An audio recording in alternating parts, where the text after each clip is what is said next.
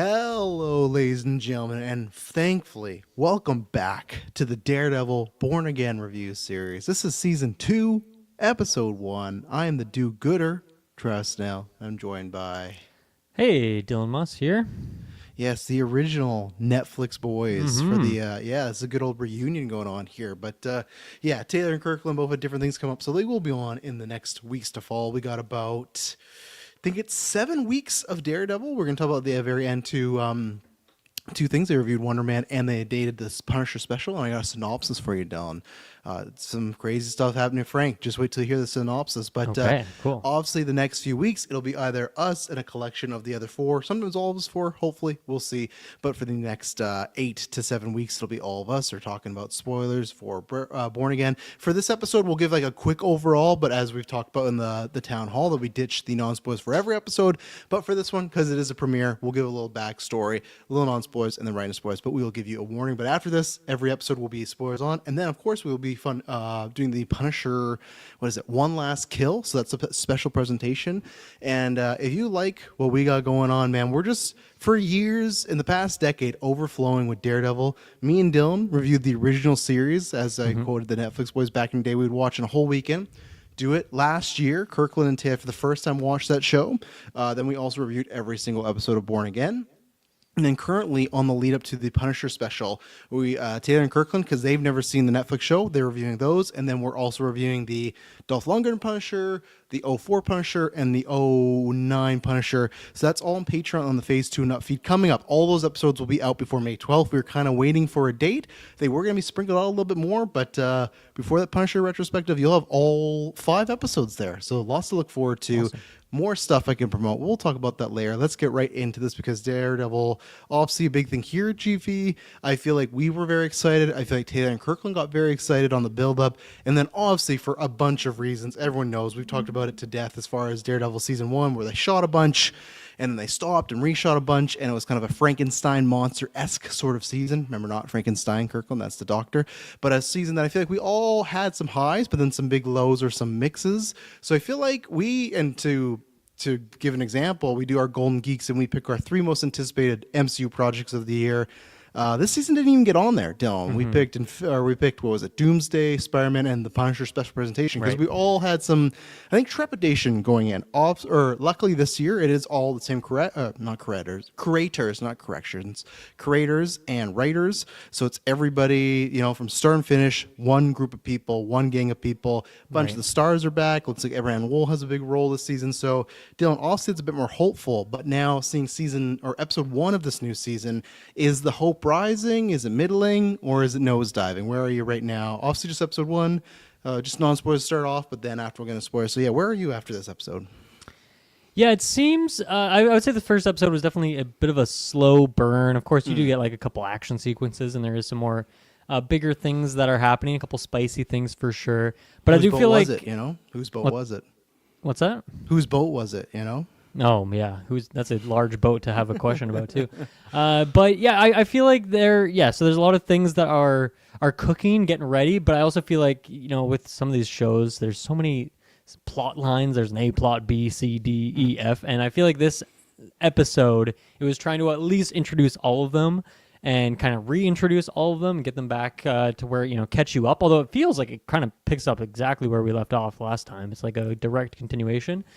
So because of that, it does feel like it was stretched a little bit thin. Like I assume next episodes we're going to get more focused time on like certain storylines, push things through, and get little one-off episode arcs. Whereas this kind of felt like that introduction, that appetizer before the rest of the main course, and hopefully a dessert at the end. So I enjoyed it. There's definitely some good stuff in here. The episode ended in a way that's pretty exciting as well. But yeah, I think overall nothing too crazy so far. But off to a good start. Which sometimes these Disney Plus shows don't have that. So that's at least better than nothing. Yeah, I think I'm right with you where I'd echo that because even last year, right, I feel I had maybe some minor issues, but I remember enjoying I think I had some overall, some overarching issues, but I remember the episode itself, enjoying the pilot. That's when they reshot, but that didn't foretell the rest of the season, right? Because it was kind of iffy. So I don't think this is I'm with you where I liked it. I think this is definitely more of a setup. I am curious Next week we're getting the double of the 2 and 3, and they're doing that Right. because I actually don't even know why they're doing that, because it's Disney Plus. You could just really you Do could they just have do. to do that before Punisher special releases? Is that why? I guess so, because that's what happens as Daredevil ends. Then the week after, the Punisher special comes Okay. out. But yeah, wonder why they picked those 2 episodes. That seems interesting. My theory is, I bet episode 2 is another episode like this where maybe it's a bit of a slow burner, and I feel like what's going to happen is they didn't maybe want 2 slow burners back to back with 1 and 2. Where my theory is, okay, slow episode 2 is maybe a bit more of a slow burner, but then 3 is going to be something Han heavy or cliffhanger, or like when Jones comes in and then they're like, okay, now I'm rocking. So Right. that's- Yeah. Good that- call. Yeah. yeah, that's why I feel like that's going to be happening. So we'll be curious next week to see with episode 2. But I think that's always a good thing where if there's a slower one, they should do that, right? But no, I think I'm right in line with you where this doesn't automatically make me go, okay, season's, going to be perfect in the old school Daredevil, here we go. But it's a good start. I'm liking all the stories. I feel it's doing so far a good job of balancing. I think sometimes my complaint with these shows, and that's all these type of shows, when it's Daredevil, and CW did this a lot where, okay, the show's called Daredevil, but then sometimes I feel like Matt Murdock is, sure, he's the main character, but he might take quite a bit of a backseat, right? Where it did feel like he was the main character. We would see scenes of Cherry or other people alone, but I always felt like, okay, Matt would be at them, and then they kind of go do something else, and then back to Matt. That's my thing of, I'm not saying you can't have a show with no side characters, right? That'd be dumb, but you still want at its core to be Daredevil, and that's what I feel this is doing a good job, where I feel like with the last season, because it was kind of that weird reboot kind of thing they were doing, they're introducing a lot of characters, Yeah. and I think ones we didn't really enjoy either, so at least that's, luckily we already know them, so I think that's good. The bounce has been good. I'm liking the storylines they've introduced so far. I think, it ends in a very intriguing way, a way that I'm not mixed on as far as a positive or negative. I just don't know. I'm going to have to hit you with it, how I feel about the certain direction they're going to go with said character.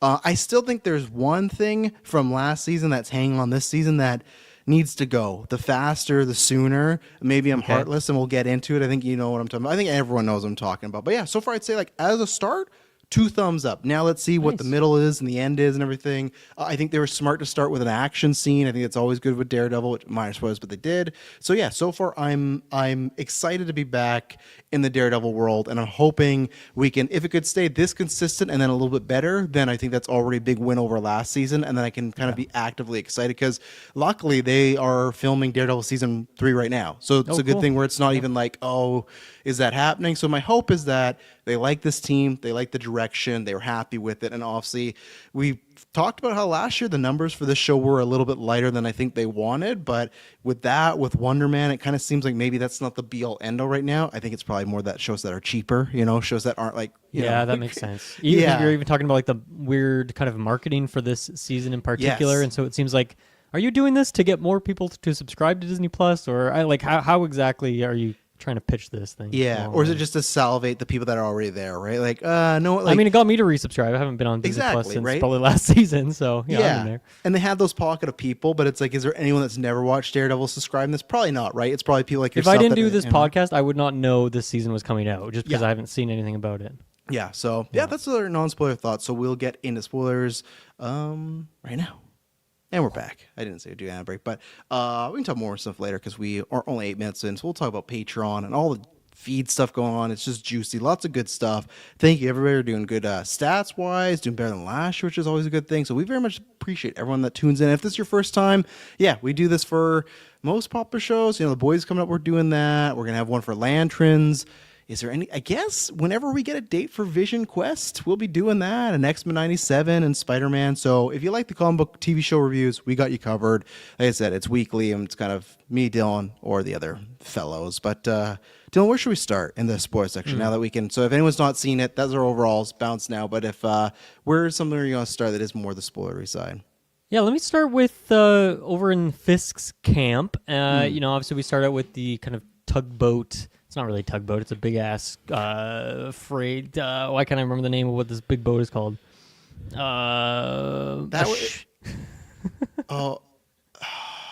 I can't remember either. No, because I was It's a going to big say Northern boat that Star, ships but that's something cargo, else. a cargo ship, something Yeah. like that. Stick with that. Good action scene. I guess the 2 action sequences we get in this. I mean, I think one of the things that's fun about Daredevil as a character and the way the choreography is done in particularly the Daredevil show, and it's probably comes down to the budget that you mentioned. It's just like the smaller enclosed spaces. I feel like most often big Marvel fights are like, in cities and you're smashing into buildings and it's a huge scale. And so it's fun to have like very like claustrophobic fights. Obviously that goes back to like the iconic hallway scenes and whatnot, but Yes. that action scene starts out good. But I guess I wanted to ask you what's going on with who's the actor who plays Shaggy and is this new character in this season? Matthew Lillard. Yeah.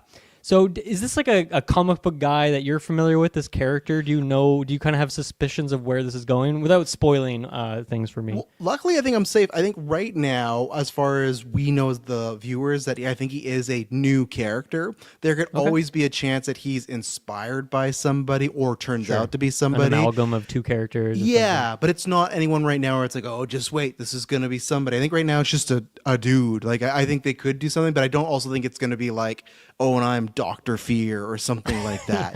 People thought it was Dr. Fear. I'm Muse too. Yeah, there's a Scarecrow equivalent in the Daredevil universe. A lot of people thought he was that, and maybe it could be, but I don't think he is anybody. And if he is, maybe it's someone that's like a minor character. But let me do if I do a little backstory. So. I was kind of stricken by how different of a character he appears to be within that particular clan of people. Just in terms of him being like a bit more silly, a bit more quirky. He's like coming in the room a little bit late and he's like eating his food and he's not really like paying attention. And he's not just like under Fisk's thumb the whole time, and he obviously has like some power and some sway, and he's able to get that governor guy to immediately. I was kind of hoping we'd maybe get like an episode or something of Fisk having to be under what was the word? Under some oversight, but they're like oversight, no, within like a minute they're like, oh no, you're good, you can do whatever you want again. Yeah. But yeah, he obviously has a lot of power, but he's a character I don't know who he is, and he doesn't seem to be attached to government in any way. So he's some sort of criminal underworld ringleader boss kind of guy. But yeah, I don't know. I guess I'm intrigued to see where we go with this. And this is an actor who I probably haven't seen him in anything since Scooby-Doo as a kid, so it's fun to see him in here. And I'm curious to see where this character goes. Did you ever see Five Nights at Freddy's, the movie? I never did, no. Okay, don't worry about it. He's in there, but yeah, don't worry about it. I looked, even the character that has named Charles and that's in Daredevil is like a nothing, like had a couple things in an arc that was just like a junkie or something. So unless they're pulling the wool over our eyes, because again, back in the day, they did do that with I can't remember what her fake name was, but remember Catherine Hahn was something Arkness or something like that, but she ended up being Agatha. Oh, yeah. That was the whole thing. Yeah. That the whole time everyone's like, it's Agatha. Like we kind of figure that out. Where this is like, if it's someone that is a code, it's not like an obvious like, oh, there's all these signs. I think he is just an original character. And I think Daredevil, you can do that because he looks like he's not a fixer per se, but kind of he looks like, because I kind of forgot that they had this port, right, that for some reason we thought was kind of unbelievable, but still they had this port that they can illegally it's not technically owned by New York or something, and they can illegally or not even illegally, they can legally transport weapons and bad goods there because they have like no what is that jurisdiction over that area, right? So that's, I guess the way I'm taking it is he's just kind of a fixer for the people that use that with Kingpin. Obviously, they're kind of viewing that, hey, a boat just went down, probably with millions of, weapons, gear, whatever it may be, and Fisk kind of seemed. Fisk seemed more mad about it just being Daredevil, right? He didn't even seem mad about the guns or anything. Just like, oh, this devil, like, seems that he's back, right? So I take him, he's just kind of like this fixer, and I am interested because I think Matthew Lillard is a very fun actor. I think he's very chaotic. I think he has this, he's one of those guys that it's, I wish he kind of blew up more. I feel like he has a chemistry similar to like a Nick Cage or John Travolta, where it's just Matthew Lillard, right? You can't, no one else could be Matthew Lillard and kind of bring that energy to him. So he brings something erratic to this character that looks like he's, with the office people, with the superiors, but he's a bit more frantic, right? And I loved their dinner conversation of, oh, no, I didn't mean to offend you. And Fisk, right, but you did offend her. And like that was a good kind of very abrasive and kind of talking down to Vanessa, which we know Fisk doesn't like, but at the same time, like you said, it seems like he's not higher ranking than Fisk, but it's not like a guy it seems like he can just take out right away, right? He might be tied to some other stuff. So I think that's always good when Fisk has someone above him, because especially last season it feels like no one's above him now, right? With the law, he's the mayor, the superheroes are on the run, so it's good to have this guy. I'm not sure where he's going to factor in. Of I could see it both ways, if he's just working with Fisk, or maybe he's a guy that would double cross Fisk to kind of for business, Could be, right? yeah. So yeah, I don't know which, or he could just die, right? So that's the thing. I hope this character is a good addition, because I think last year we suffered from a lot of build up to Muse, and I think we were all thought, oh, this could be a good addition to kind of Daredevil's Rogue, and it kind of went nowhere, right? I think with Matthew Lillard, at least for the acting wise, can give some fun scenes there, but I also want the character to mean something and not just Yeah. Do you think he'll be in all these episodes a little bit at least, or is he just gonna like pop in every once in a while? If this season is 8 episodes, I'm gonna say he's in 5 to 6. They might be smaller scenes, but I feel like with that setup, when they said, "Oh, can you give a call?" and he said, "Oh, well, I'll just go there. I need the miles anyways." He flew out to be in New York, right? So I feel like it'd kind of weird if he just popped up and went away, unless it was kind of a, because obviously they're filming season 3. Maybe he is just like alluding to him, and maybe they take care of Fisk this season, and he's like the big bad or a big bad in season 3, right? I don't think that. I do think Fisk is getting taken care of this season, because I don't think you can do Mayor Fisk for too long. Like I love that he didn't lose last season, but I also think eventually it has to run its course. And we've talked about this with Spider-Man. It is always gonna be weird if Spider-Man's run around and all this bad stuff is happening and he don't care, right? I know it's the MCU and a lot of times that doesn't happen, but that's when it's like, oh, where's Thor? Well, he's on a different planet. Spider-Man literally lives in New York, right? So all these people that are getting these anti-vigilante task force, he should be swinging around helping. You know, it shouldn't just be Matt. Yeah, and Spidey Karen. would come in and be like, "Oh, this ship's going down. I gotta help bring it back up." Yeah, today, no, he's doing nothing. But so yeah, I'm excited for the potential of him. Again, it's potential, because maybe at the end of the season we'll go, oh, they really did nothing with him. They got a fun actor, which we've talked about many Disney Plus or Marvel stuff, right? Where there's a very fun actor and they do nothing with him, right? Like look at Giancarlo in Brave New World. Giancarlo is an amazing actor. Sidewinder, not an amazing character, right? Amazing actor, great character. It does not make. So Yes, yeah, absolutely. we'll see. Do you think? What do you think his survival chances for this season? Yeah, I mean, I think as you mentioned, that dinner scene between them, the tension there was really interesting. Where he's like, "Hey, we got to do this job, but then we got to kill all the people who do this job." And Fisk was adverse to that, which is almost surprising. I thought he's kind of disposable with his people to some extent, but I mean, I guess I guess that helps with the mayor image. You can't just be risking things like that. He's trying to take fewer risks as he accrues more power, I suppose. But to me, that seemed like maybe that was going to be part of their disagreement, and maybe somehow Fisk will accumulate more power by like sharing with these workers that like, oh, this guy was just going to kill you, but I'll take you in and take you into my side or something. Now, I don't know. It seems like he just uses random people from around the world who have no identity, essentially. So I don't know if that'll actually be a thing long term.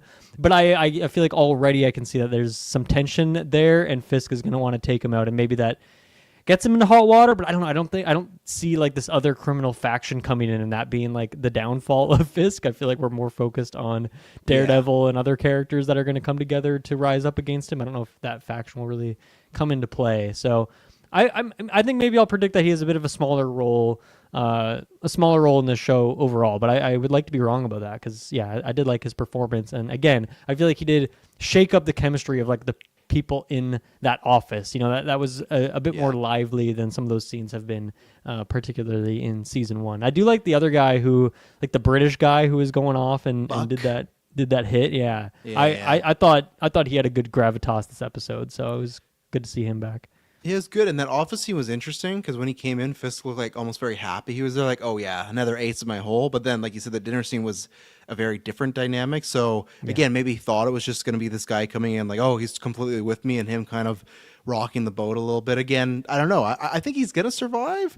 I just could also just see him being a minor role that maybe when Fisk is at his wit's end, he kind of makes the final blow to like save face. It's not like kill him, but like if they turn him in or something like that. Like maybe he tries to like pin it on this guy or something. Yeah, or vice versa, right? That he pins it on Fisk. Like, I think either way they could turn on each other that way. So I'm not sure, because I don't know what's going to happen. Obviously, Vanessa's always a factor, right? She's the one that got Foggy killed last year by hiring Bullseye. Yeah, she didn't really have anything of her own in this episode. No. Maybe that's one of the. I wonder how much of her, because last season she kind of had her own storyline, and then obviously there was also the Fisk stuff, but she didn't really get that introduction here. So I wonder if she's going to take a bit of a backseat this season, or if they just didn't have time for that in episode 1 because there were so many other things going on. Yeah, well, it looks like they're on therapy now. It looks like they're still happy that way, which is good. And that is the one thing, my non-spoilers, and I don't think anyone will disagree, I think just has to go. Heather, man. I've said this before. I don't think the actress is bad. It's just a curious case of, it feels so kind of off to the side where all the Fist stuff is making sense, all the Daredevil stuff is making sense. And again, that's where the season could prove to be better than last because maybe this Heather stuff will come in. I imagine what's going to happen is she just gets pushed to her limit and finally cracks and helps Daredevil or the cops or somebody.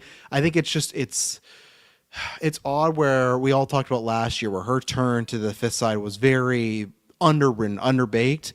And I get it. Of course, you're supposed to care for the humans. But in this world where, swordsman, she's falsifying evidence against him or his testimony, right? Mm-hmm. And we're also getting these PTSD flashbacks or whatever visions of Muse following her around.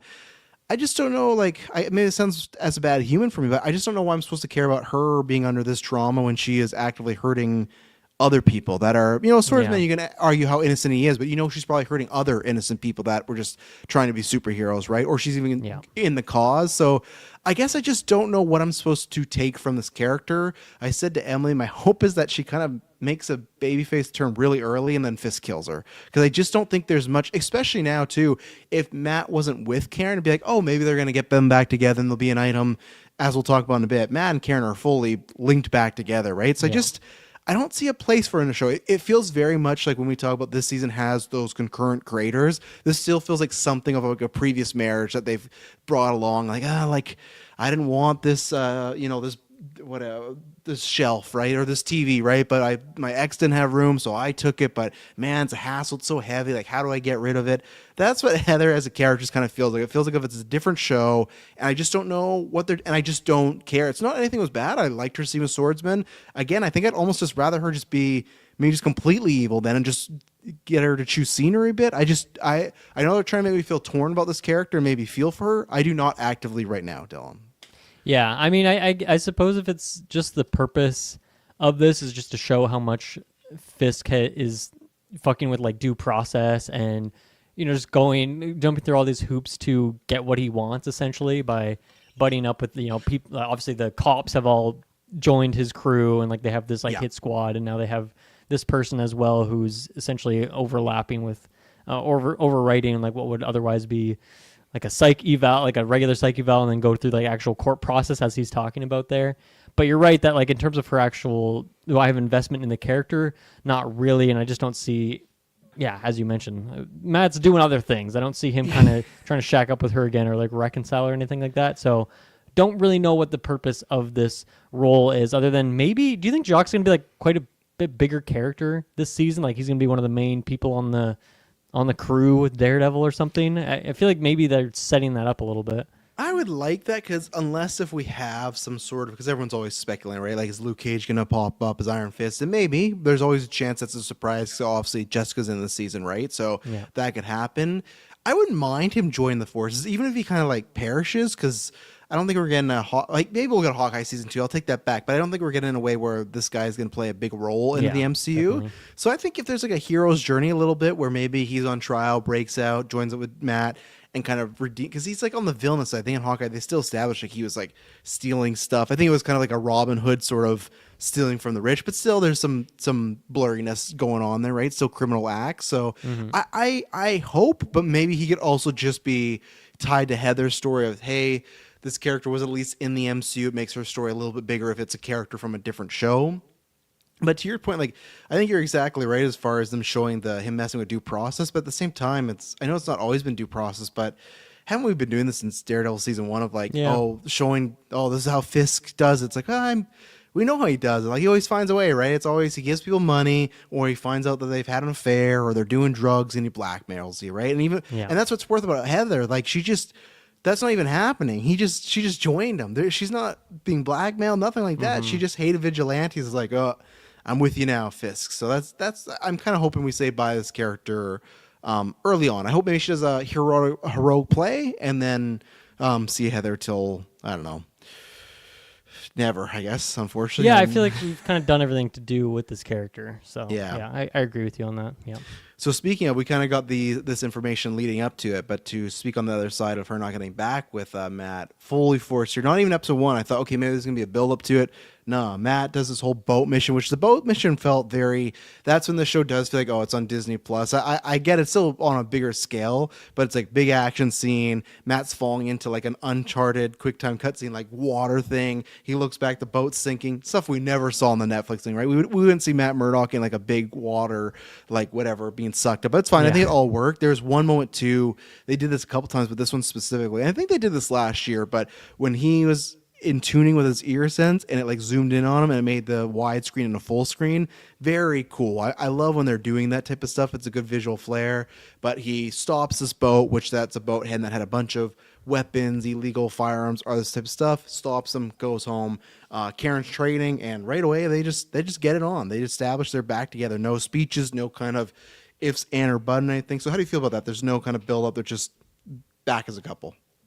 Yeah, I mean, we only have 8 episodes. You know, we're already an eighth of the way through this season, and we have a lot of other characters to get to and a lot of big storylines. Especially if you mentioned if we are going to wrap up quote unquote the Kingpin stuff this season, then we got a lot to do. So you know what? We don't need to screw around. Let's just get right into it. We can kind of assume that any gaps of like them getting to this point in the relationship is just covered by the fact that we're in a new season and there could be some amount of time that passed in between. But also like they've known each other for a long time. So I'm sure if they wanted to get together, it's very quick for them to like, you know, skip past some of those early steps and just be there. So yeah, I really like the dynamic so far. It's fun. I like that we're just right into it. And yeah, I mean, I like that they're not, it's not just that she is, you know, his girlfriend or something like that, which can happen in shows like this. Like she has her own storyline going on. She's getting up to stuff.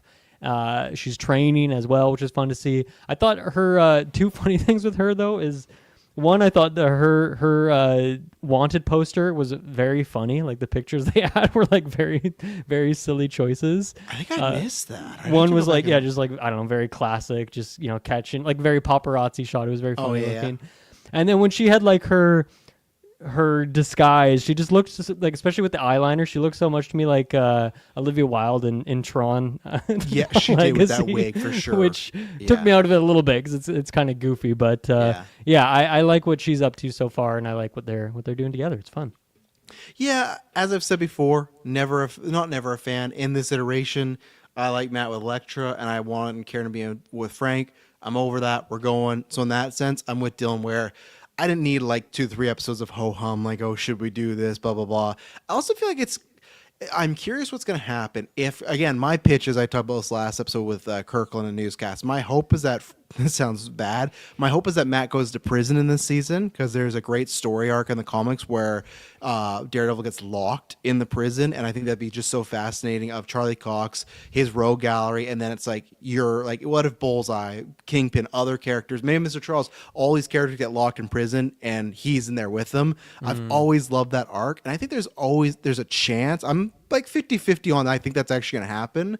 But in that, I think it's a comic arc by Bendis is amazing. So I would love to actually make that a comic versions if it happens. But I think that's just like, I'm curious if that doesn't happen and they win and they get back to normal life, if they're still going to make this relationship work, because it feels like it two ways where they're living together. It feels like all they can do is depend on each other.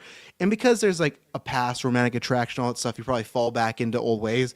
But two, when they were reminiscing about Foggy, like Nelson Murdoch and Law, it also feels like it's kind of a trauma bond, right? And I'm not saying that can't survive, but sometimes that's not the healthiest way to have a relationship going, right? So it's like, okay, are they back together because of now all this time we've realized, you know what, we do love each other. You're my Mary Jane, you're my Selena Kyle, and that's what we're going to do? Or is it just happening right now? Like if they get back to normal life, are they going to split part ways? Because like what if Karen gets exonerated and she's doing her normal reporting and she's in normal life and doesn't want to be, I guess I can't say that though, Karen always is in the shit now, you know. I feel like she's established she's there, and I think like you said, it's good that she's not just there, she's fighting.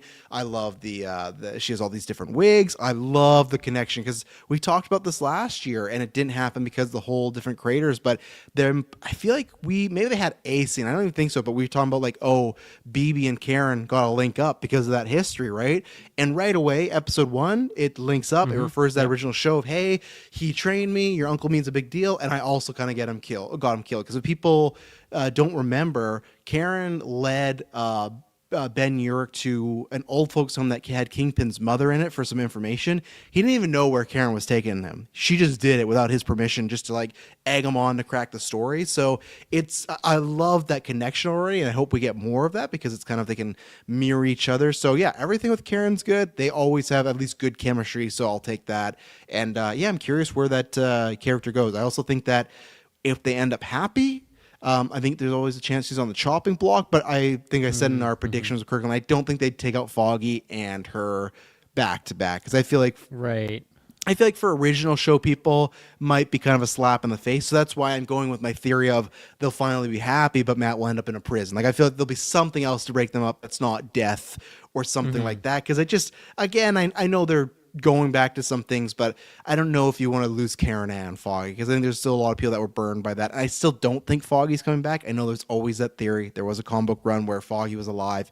I just don't think so, especially I can't remember what they said. I thought you were on that train last season, though. I think I was, but now I don't think I am. I think with everything happening with the Punisher special, with Jones coming back, it feels like they have bigger aces in the hole. Like if they didn't have that stuff, like, oh, maybe they have something back, but it's like, we can move forward. And I just wonder, and especially too, what we'll talk about, I think it makes it more interesting. I guess we can transition there now. There's other stuff in the episode, but we're going to the end. So at the end, terrible position for Daredevil. He's going to meet with Cherry. I think they kind of have some text code that he's in trouble, like a yes or no. But anyways, he hits no. Cherry's getting beat up by these cops. He hasn't been beat up in a long, or these, cops, vigil, or the task force, I'll say. Yeah. They punch him. Charlie comes in there. He's beating them up. There's a few things in this scene. One, Cherry starts to have a heart attack, and his heart is, palpating. It's going really fast and everything. He gets those flashbacks of Foggy.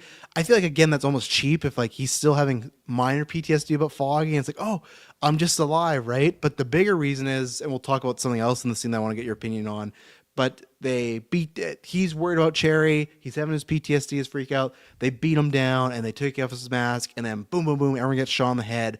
A knife comes down with a bullseye symbol, just says, "You're welcome."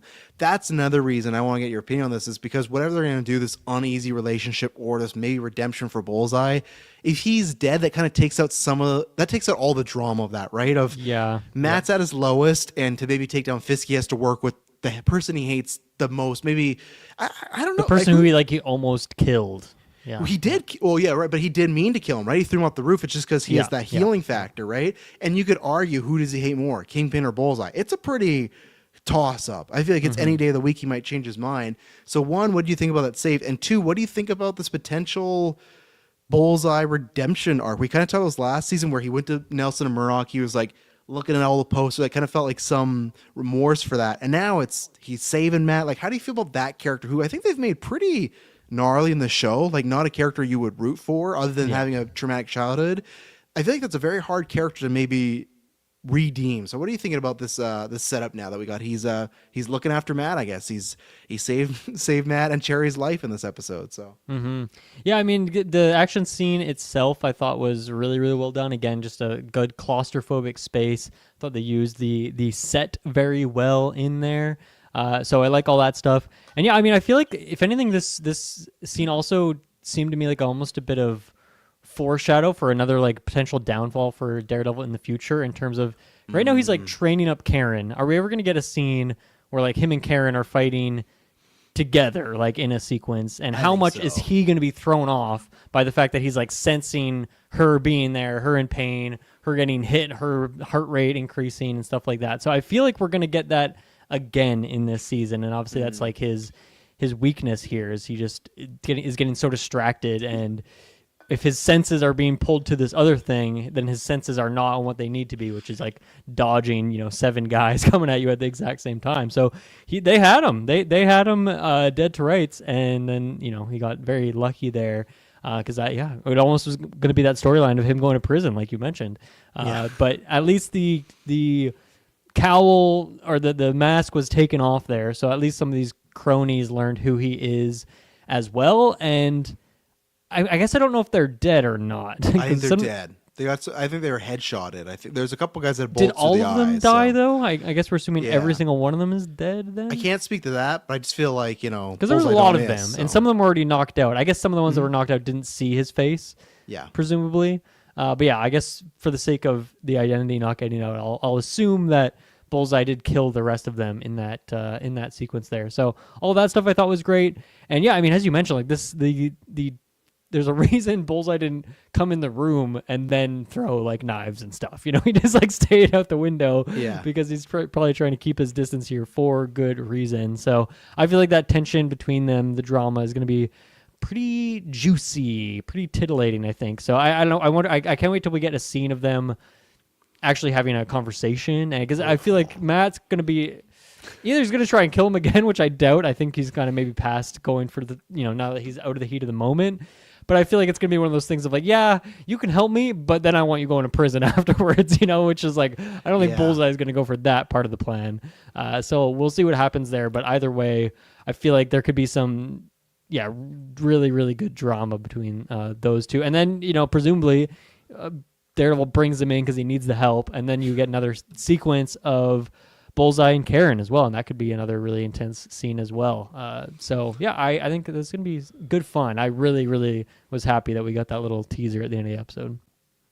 I would love it if you get a situation where Matt / Daredevil is okay, we'll work together, figure out later, and if Karen maybe tries to take Bullseye out, and that, because remember, Karen is a bit more, I'll say, nicer on Frank, right? I feel like anytime Karen and Matt have talked about Frank, he's always like, hey, Frank should be locked up, he's sick, he needs help.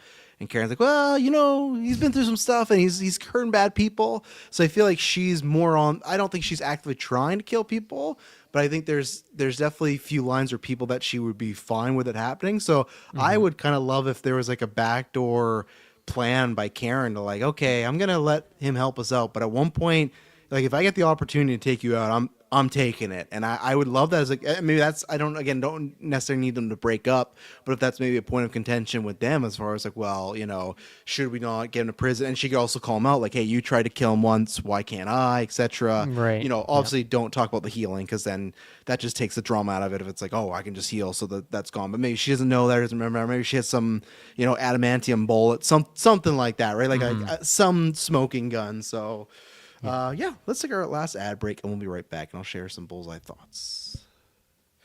And we're back. But for myself, I love the Bullseye character. I know I'm excited to see how Kirkland feels this season, because he's always very iffy of that character. But I think that character is just the best kind of thing we've talked about before, like just like chaos theory. Like he just comes in there and you don't know what's going to happen, right? You could believe that he's going to work with them, and the second they beat Fisk, he could turn and kill them all, right? Or he's just going to break down and be a blubbering mess. You really don't know. He's very fun, and I love Wilson Bithell as that character. I think he just brings a great unpredictability to him.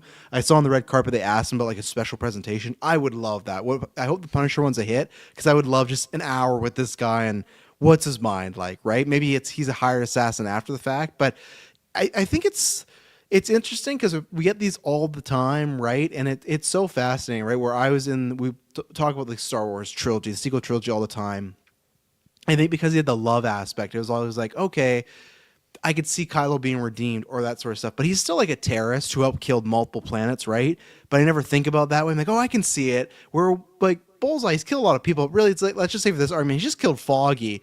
But because of how well Charlie Cox acted out and how hurt he was, I'm like, I can't ever feel like I can cheer for this guy. Like, I can cheer for him as like a character I like watching, but can I see him like we get Defenders season 2 and he's on the team? It's like, I don't know. You know, like that's the thing, right? It's like it's a interesting character because I never thought they were gonna redeem him. I thought they were gonna go with, and maybe they still will, of just, we're going to work together because we both hate Fisk. And then after that, it's either you arrest me or I take you out, and it's fair game till then. And until then, it's a truce, right? Yeah. And I don't know if that's it. Is it that? And I think I'm more fine with that opposed to, hey, I made a lot of mistakes, I'm mentally hurt, and I'm going to try and fix them. I'm not saying it's an insta-no for me. I just have to think, I do think you need to have that very well written for us as the audience to buy in, especially if Foggy's dead. If there's some stupid thing where it's like he did find Foggy and he's the one who brings Foggy back, like, actually, I didn't kill your friend, I know where it, then okay, then the easy redemption, sure. I gave him my healing factor. So yeah, exactly, right? I knew I regretted it the second I did it, but like, if Foggy is dead, which I hope so, that makes it more juicy of how do you work with and maybe forgive this character, right? Especially Matt lost time as a Catholic guy, right? And big thing of multiple religions is the forgiveness and the road to redemption, right? So if he is a practicing Catholic, you would think there should be, in his eyes, there should be a way for, God, what's his name? Benjamin Poindexter to work his way back. But I don't know. And I don't know, even though you said you don't think that, maybe I could see a version. Maybe Punisher does do that where, or not Punisher, Bullseye does that where he does all this stuff and Matt expects a fight and he does just turn himself in. Maybe he goes, you know what? Yeah, I did really screw up. And that's what I mean. That's what I love about this Bullseye character. Or literally the last episode could be they take out Fisk and maybe Daredevil and Bullseye do go at it. It's like, okay, it's over. Now we're going to fight. I mean, to I the could death, see him, you know, he's the kind of guy who would take out Fisk and then maybe take his own life too. I could see him going that route. 100%. That's the thing with Bullseye. It's like With you some could see- crazy wanted level, like curved knife. Yeah. And it was And he has Matt do it. He's like, oh, the only way you can kill me is someone throws and ricochets it 3 times and I backflip into it. I've looked into it. just do a gainer into the Yeah. knife. So, and that's the thing that all these scenarios we've talked about feel like they would fit this character because he's just erratic, right? So Yeah, true. That makes it exciting. Yeah. yeah, so I'm curious where he goes. And I also feel like because Frank has his own special and he's in the Spider-Man movie, it feels like they're kind of cheating again, that dynamic where Daredevil never loves working with people that kill. And it's like, well, Berthold's kind of busy. He has 2 things going on. So Bullseye's kind of that too, right? Where even if they just agree to work together, is Matt just fine with him killing all the vigilantes? Because Matt's trying not to do that, right? So that's where I think that's kind of a bit of a cheat where maybe that feels like that could have been Frank's role. And they're like, well, yeah, he's going to go fight Hulk and be a Spider-Man. So use Bullseye in here. And maybe that, like, I wonder if Bullseye, if his storyline would remain the same if Bernthal was still open for business, right? So,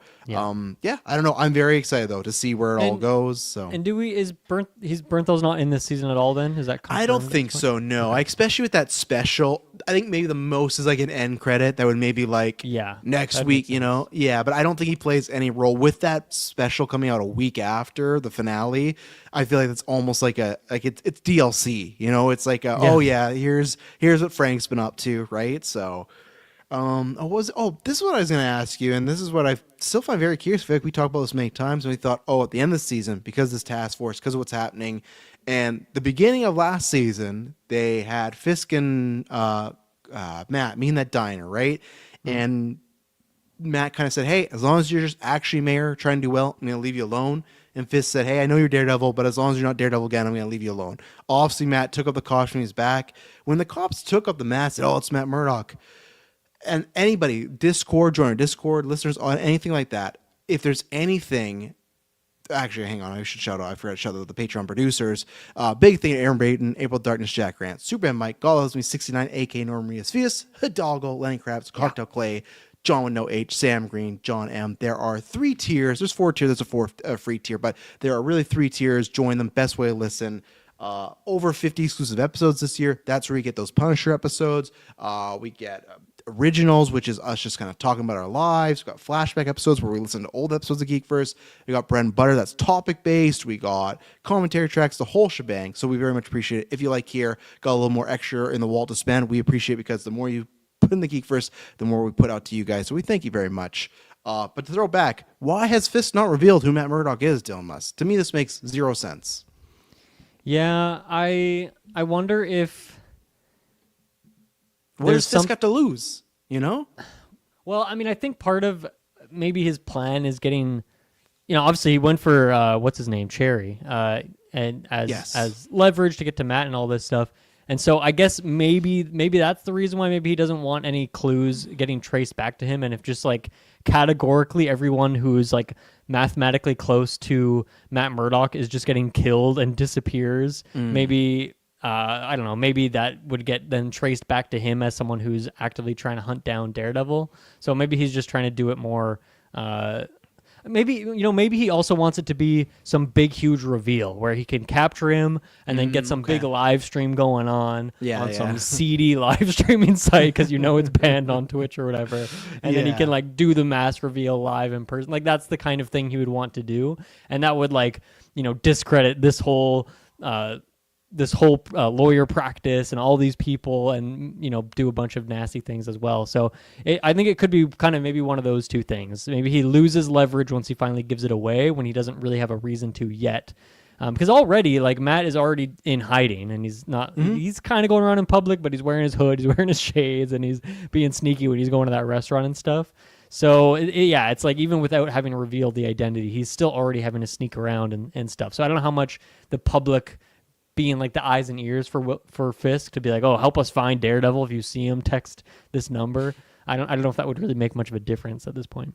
Okay, I could maybe get on board. I would love at some point, even if there's a quick conversation with Vanessa of her pitching that, like, why don't we tell people who he is? Especially if maybe a couple episodes they have these traps and they don't catch him, and maybe that's the idea of, hey, what if you told the public who he is and that could help? And if Fisk reveals those sort of reasons, just because he led with that, right? Of, hey, if you become Daredevil again, I'm gonna expose you and everything. And maybe I'm wrong. Maybe it wasn't exposed. Maybe it would just become after you. But it just feels like Fisk would also underhandedly just say, hey, even though, like you said, you're right, those people are close to him.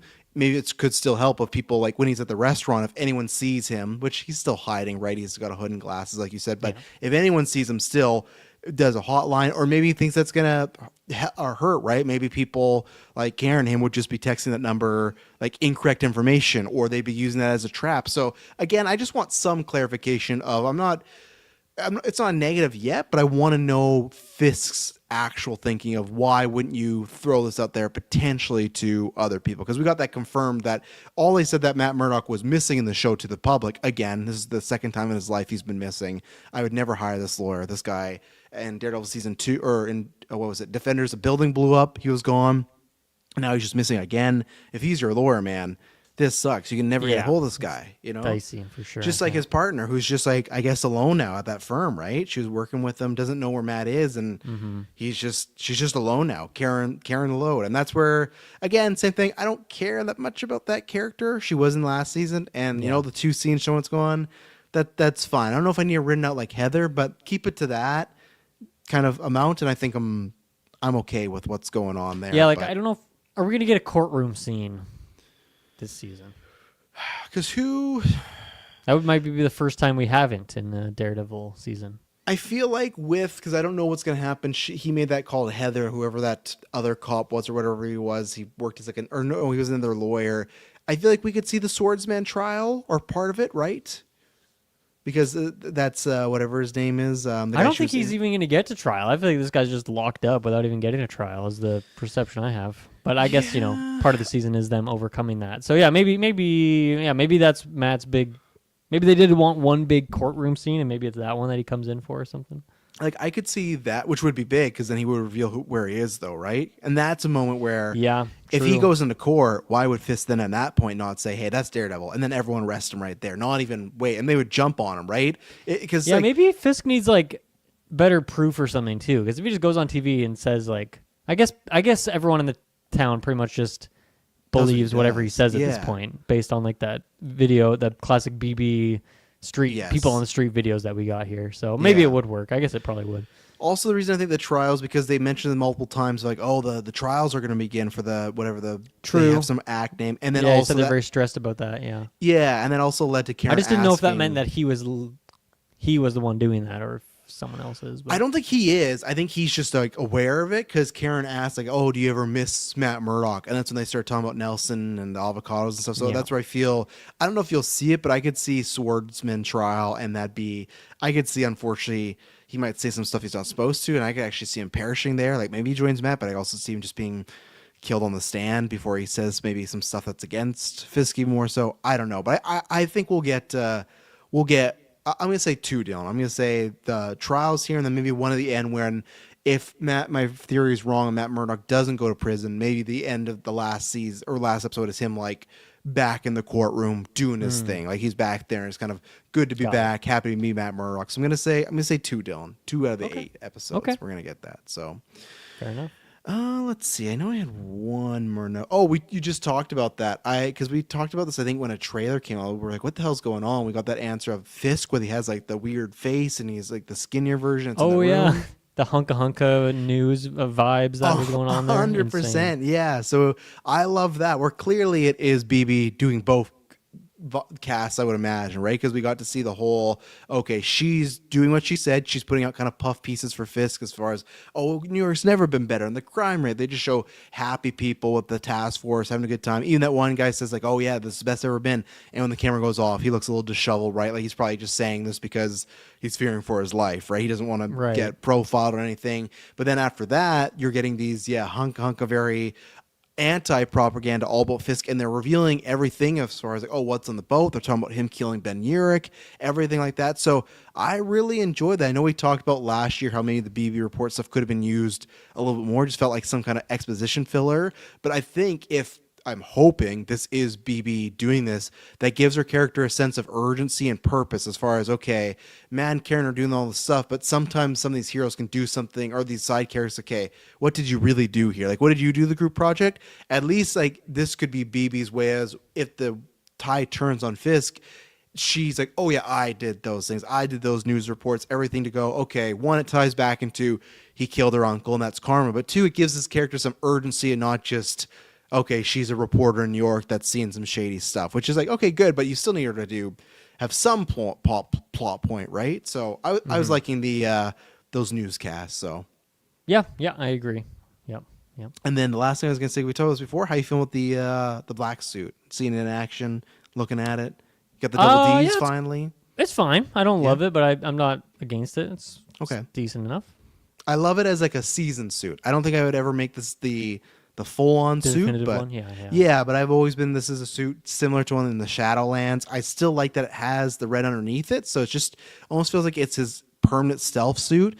But I think there's also a fun thing about that where, even though I want them to keep the double Ds, I think as the season goes on, if more of that paint wears off, if there is an idea of him becoming the hero and them casting Fisk out as far as slowly but surely the Reds coming back in Daredevil, almost like the opening credits where it's the buildings falling and reassembling. So I think there's something there. But also, again, if I'm right and he gets arrested, then that doesn't really make any sense because he won't be wearing that suit. So, yeah. Was there anything else we missed? Anything else to hit on? Not too much. There was that scene at the restaurant with the lady who's kind of helping people get out of New York. But I don't know if I have much to say on that yet. I feel like that is very much a little slow burn. We're going to get more going on there. The other, just quick shout out, is that because there's 2 interrogation scenes in this episode, but you said his name was Buck, is that right? Buck, yeah. Yeah, with Buck, I thought, I loved his performance in that scene. I thought that was a really compelling scene, that he was trying to get the task force guy to have some humanity, but then he just headshots this guy and kills him anyway. And then when it zooms out, I thought the lighting was gorgeous in that shot. I just thought it was really really well shot, that scene. So I wanted to shout that one out.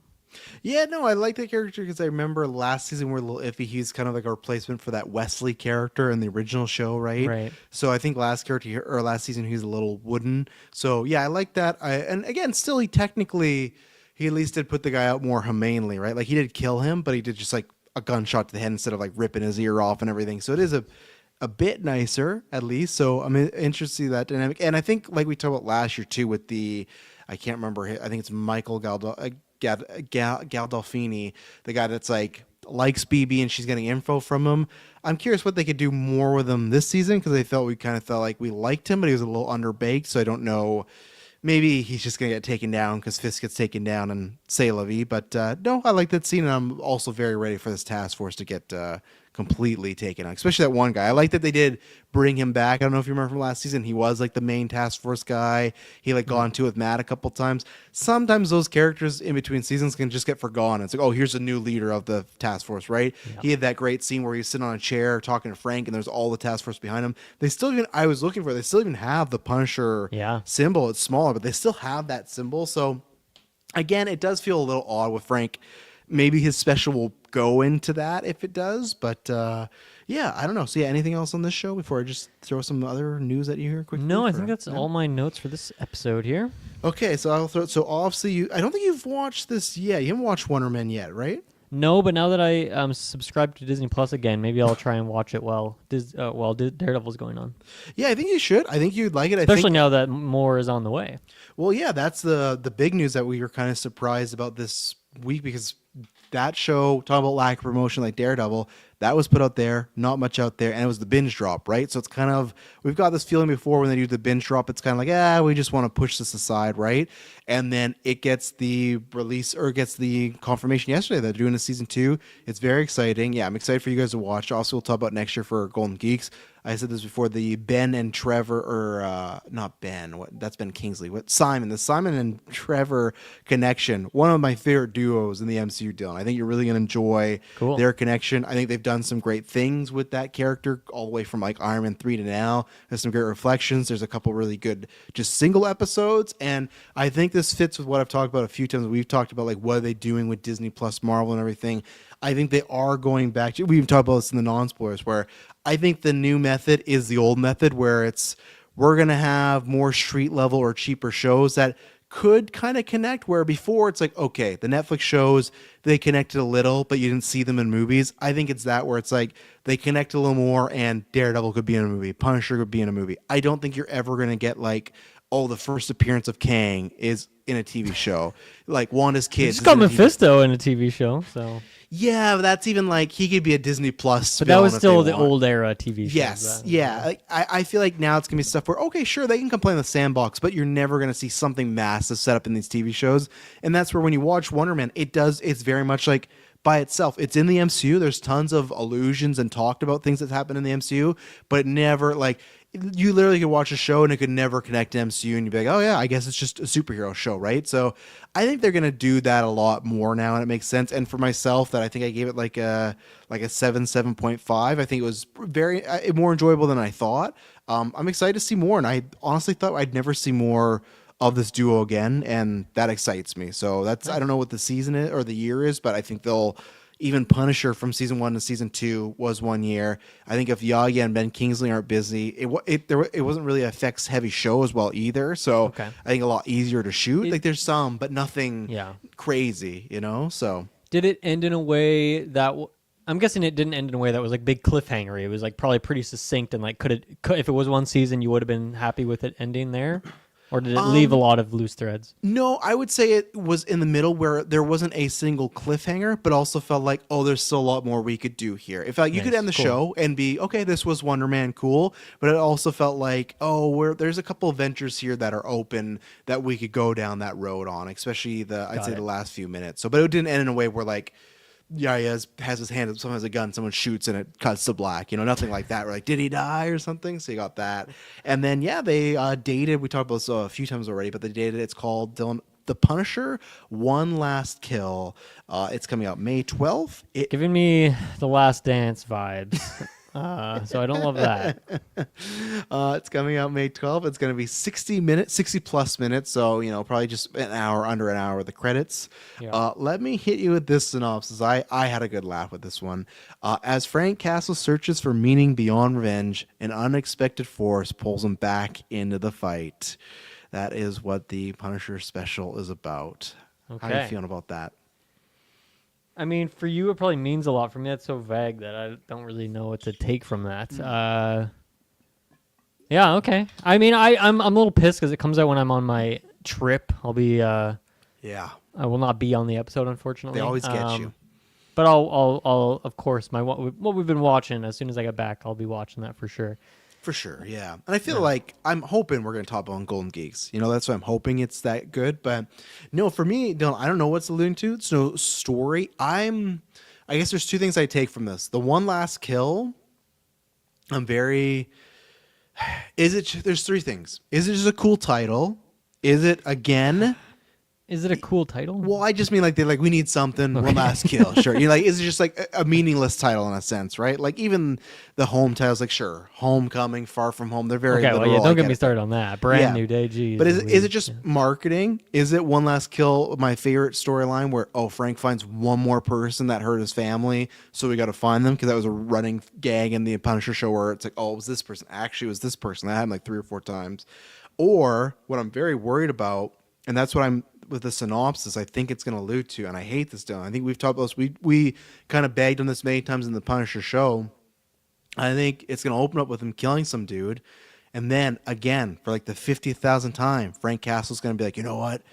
This is the end of the Punisher. I got to stop. And especially, I don't get me wrong. I could see why it's warranted from a character perspective because I think last season when he saw all those assholes wearing his symbol, he probably did think, "Man, I've probably screwed up. Like people have taken the wrong message from this. Like, look, all these people that are hurting innocent people wear my logo. This is bad." But we talked about this where when Daredevil season 2 started, he was the Punisher. He got his revenge in the family. He quit being the Punisher.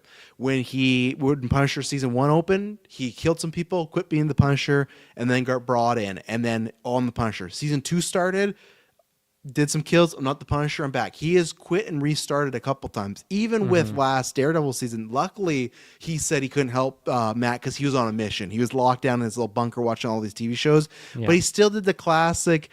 Anytime he's on a sabbatical, long hair, big beard, he's not doing anything. So it's just like I just love that. What are the pitch rooms for these Punisher stories? Like, hey, I got it. What if Frank decided to stop killing, but something brings him up? Like, can't we get anything original? So again, I will wait to see a trailer and what we actually get here. But that synopsis again just feels like we've seen this now 3 times with not just it. It'd be different with Punisher. We've seen this with John Berthold's Punisher. Yeah. Like this exact storyline again and again. Like just have him be Punisher. Stop. And we know he's going to be Punisher. There's no like, imagine if he wasn't in Daredevil and they're like, hey, we're doing a special. And I don't think they would, but we could speculate, oh, maybe they're going to do a Logan and kill him off. Maybe he's done. But it's like in 5 months from now or 4 months from now, he's popping around, quit your whimpering, and he's running around with Spider-Man. So this whole idea of like, oh, he's searching for something beyond. He's got Grin. the dark passenger, Travis. He just can't let it go, you know? I'm over it, you know. I'm done. Like the only good thing the new seasons of Dexter have done that he's just been like, you know what, I'm just a killer. I got to rock with it. Trying to stop has been a bad thing, and you know what? That took 3 different versions of the show and like 15 years to get there. But I hope we can just maybe Spider-Man will be that, or I wonder, Dylan, with the one last kill, and this is what I wonder if people will get really fired up. Do you think there's a chance he could go into Spider-Man Brand New Day? And he's a vigilante, but he's no longer a killer. I think that'd be very that does controversial. feel more Spider-Man-y, right? Spider-Man being a bit more PG. PG-13, yeah. Right? And that's what I wonder, too, is like, I feel like fans are going to flip their shit if that happens. If he's like, you could do PG-13 killer Punisher, but if he's like, I'm no longer taking lives, I think a lot of people are like, oh, they ruined him. Spider-Man ruined him. Yeah, like if it feels like, oh, this is a Disney Punisher. People are like, oh, I don't know if I like that so much. So that's why I just wondered if that one last kill is literal. But you know what? You can't kill Hulk. So maybe that's what it is. Maybe he's like trying, but you just can't do that. You could kill Scorpion though. He's in there, and you could take Scorpion out easily. You know, you think, I won't say easily, but yeah, I was gonna say, is that easy? I think the MCU Scorpion could. You know, Scorpion's got like healing or something too, just like everyone else. Okay, I'm sure. And one of the shots in the trailer is the villain Boomerang. I think Frank Castle can take out Boomerang. You know, Boomerang. Yeah, there's Boomerang. There's Boomerang. There's Tarantula. There's Tombstone. There's Scorpion. They got a lot of like BC tier characters confirmed. So I haven't seen the trailer yet for that. Oh yeah, you'll see him. He's chucking boomerangs in the train. Is he better or worse than? Was it Captain Boomerang from Squad? Oh, worse. Yeah, and I could be wrong. Let me just fact. Is he going to use an iPhone to like track his opponents, like Captain Boomerang did? He could. Oh, yeah. His name is just Boomerang. He could. We didn't get to see that, but I would say Captain Boomerang is better on the DC side because at least he becomes a Suicide Squad member. This guy's just like a D tier villain, but I think Frank could kill him. So if it's like Frank's not killing him, I'm very curious how people react to that. You know. So yeah, we'll see. We'll see. We'll see. But that is the little news there, and that is our review for Daredevil Born Again, the season 2 premiere. We'll be back next week with episode 2 and 3, a double header, and we'll see who's joining us. And I promise you, it'll not be boring. Good night.